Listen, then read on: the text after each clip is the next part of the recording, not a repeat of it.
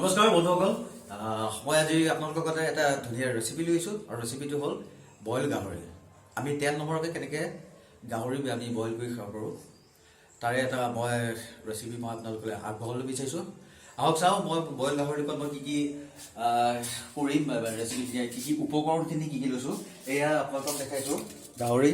গাহৰি মাংসবিলাক মই অকণমান সৰু সৰু কৰি লৈছোঁ। চাইজটো অকণমান সৰু হ'লে মানে ৰান্ধিবলৈ ভাল হয়। আৰু এইফালে আছে মোৰ এইটো পিঁয়াজ পাত মই ব্যৱহাৰ কৰিম। তাৰপিছতে এয়া আছে ধনিয়া, তাৰপিছত এয়া আছে বিলাহী এটাক মই দুফাল কৰি লৈছোঁ। এয়া আছে আদা নহৰু আৰু শুকান জলকীয়াৰ পেষ্ট, মই এইটো মিক্সাৰত বনাই লৈছোঁ। এইটো আছে বাঁহগাজ, যিটো বেম্ব' শ্বুট বুলি কোৱা হয়। তাৰপিছত আছে পিঁয়াজ মই কাটি লৈছোঁ সৰু সৰুকৈ। তাৰপিছত এইটো আছে কেপচিকামক মই এটা কেপচিকাম মই 3 টুকুৰা কৰিলোঁ আৰু আন্দাজ অনুসৰি মই জলকীয়াখিনি লৈ লৈছোঁ। তাৰপিছত এতিয়া মই আপোনালোকক দেখুৱাম যে কেনেকৈ এইখিনি ৰন্ধন প্ৰকৰণখিনি কেনেকৈ কৰা হয়। চ' লেটছ ষ্টাৰ্ট।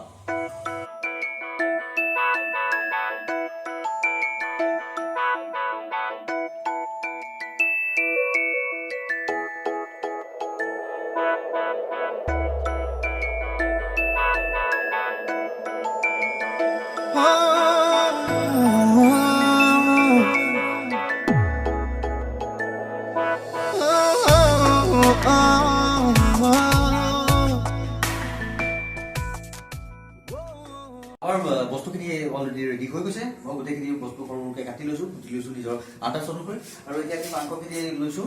মাংসখিনি আমি খুব সৰু সৰুকৈ লৈছিলোঁ। এতিয়া কুকাৰ আমাৰ গৰম হৈছে, কুকাৰটোত আমি দিম।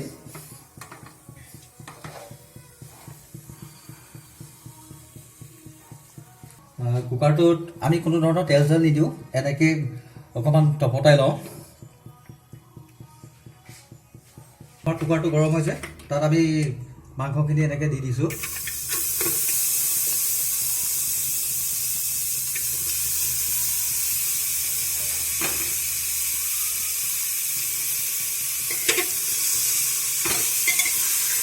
লাহে লাহে লৰাই থাকিব লাগিব।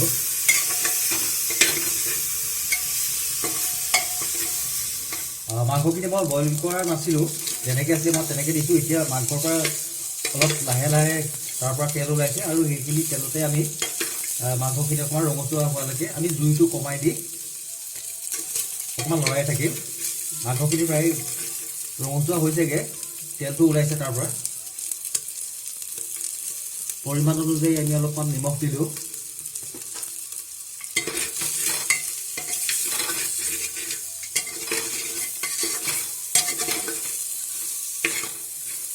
ইয়াৰ পিছত আমাৰ যিটো আদা নহৰু পেষ্ট আছে আমি সেইটো দিম।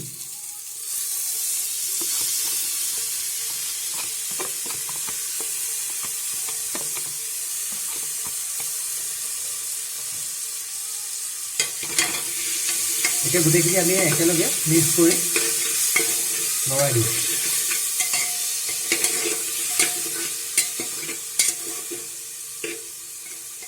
অলপ সময় লৰাই এইখিনি সিজাব লাগিব ভালকৈ মিক্স হোৱালৈকে। এইখিনি প্ৰায় ৰঙচুৱা হৈছেগৈ। মই ইয়াত হালধি দিয়া নাই, অকণমান মই পানী দি দিছোঁ।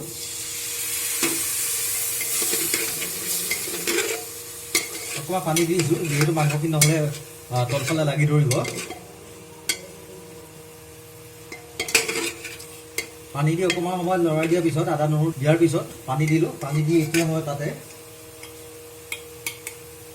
বেম্ব' শ্বুটখিনি দিম।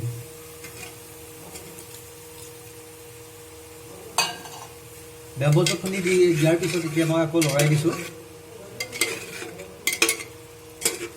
2 মিনিট বা 3 মিনিট সময় উতলিব লাগিব, অকণমান মাংসটো সিজালৈকে। আৰু এইটো অকণমান গ্ৰেভিটো শুকাই যোৱালৈকে আমি অকণমান টাইম ভাজি থাকিব লাগিব। এইখিনি প্ৰায় শুকাইছেগৈ। অকণমান শুকাই যোৱাৰ পিছত এতিয়া সৰু সৰুকৈ কুটা পিঁয়াজখিনি আমি দি দিম। ইয়াৰ পিছত আমি কেঁচা জলকীয়া দি দিছোঁ। পিঁয়াজখিনি হোৱাৰ পিছত আমি প্ৰায় আধা মিনিটমান সময়, আধা মিনিটৰ পৰা 1 মিনিট সময় আমি লৰাই দিলোঁ। এতিয়া তাতে সৰু সৰুকৈ কুটি থোৱা বিলাহীখিনি দিম আৰু কেপচিকামখিনি। তাৰপিছত এই মিশ্ৰণখিনি আকৌ আমি লৰাই থাকিম। জুইটো অকণমান কমাই লৈছোঁ।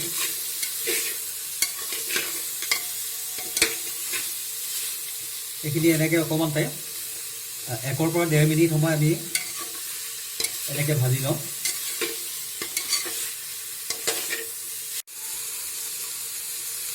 এইখিনি প্ৰায় সিজিছেগৈ। আমি 1-1.5 মিনিট সময় লৰাই দিলোঁ। ইয়াৰ পিছত আমি পিঁয়াজ পাতখিনি দি দিম।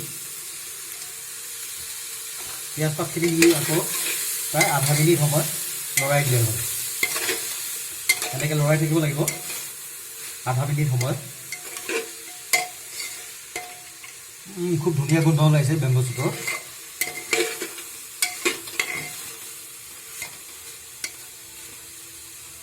মই ইয়াত হালধি ইউজ কৰা নাই, ৰংটো নিজে নিজে ওলাব, কাৰণ মই ইয়াতে শুকান জলকীয়াৰ যিটো মিশ্ৰণটো মই আদা আৰু নহৰুৰ সৈতে মই দি দিছোঁ, আৰু লগতে বিলাহীৰ পৰা এটা ৰঙচুৱা ৰং এটা ওলাব নিজে নিজে। প্ৰায় পিঁয়াজ পাতখিনি অকণমান সিজিছে। এতিয়া আমি তাতে অলপ গৰম পানী ঢালি দিম। অলপ কুহুমীয়া গৰম পানী দিলোঁ।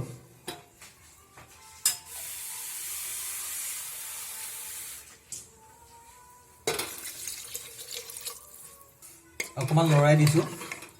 লৰাই দি এতিয়া আমি কুকাৰৰ সাঁফৰখন মাৰি দিম।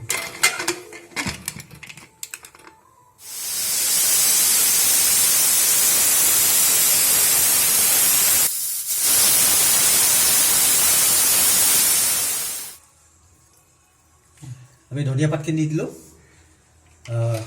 ধনিয়া পাতখিনি দি অকণমান লৰাই দিছোঁ। খুব ধুনীয়া গোন্ধ ওলাইছে। খাবলৈ চাগে বিৰাট টেষ্টি হ'ব। আৰু ধনিয়া পাতখিনি দি প্ৰায় 10 পৰা 5 মিনিট সময় ঢাকনখন এনেকৈ মাৰি দিব লাগে। কুকাৰত এনেকৈ মাৰি থোৱাৰ পিছত এনেকুৱা ধৰণৰ কণ্টেইনাৰ লৈ আপোনালোকে কণ্টেইনাৰত বস্তুখিনি হেৰি কৰিব পাৰে। তো আজি আপোনালোকক মই দেখালোঁ যে বইল গাহৰি কেনেকৈ প্ৰস্তুত কৰে। তাৰে এটা ৰেচিপি মই দেখালোঁ। ধৰি লওক কেতিয়াবা তেল নাথাকিব পাৰে, তো আপোনালোকে বইল কেনেকৈ খাব, কি কেনেকৈ বইল খাব লাগে। তো কাইলৈৰ পৰা আকৌ মই নতুন মই ৰেচিপি দিম। অকল বইল, কেৱল বইল, যে আমি খুব কম খৰচত ঘৰত থকা কিছুমান বস্তু আমি কেনেকৈ বইল খাব লাগে।